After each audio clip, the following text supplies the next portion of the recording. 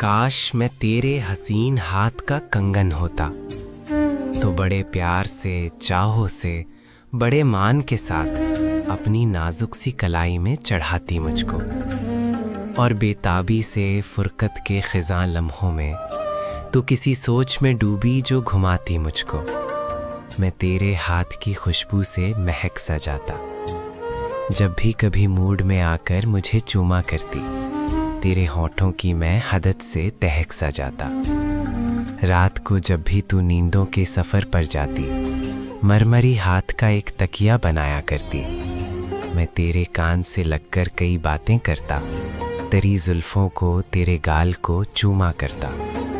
जब भी तू बंद क़बा खोलने लगती जाना, अपनी आँखों को तेरे हुस्न से खैरा करता। मुझको बेताब सा रखता तेरी चाहत का नशा, मैं तेरे रूह के गुलशन में महकता रहता, मैं तेरे जिस्म के आंगन में खनकता रहता। कुछ नहीं तो यही बेनाम सा बंधन होता, काश मैं तेरे हसीन हाथ का कंगन होता।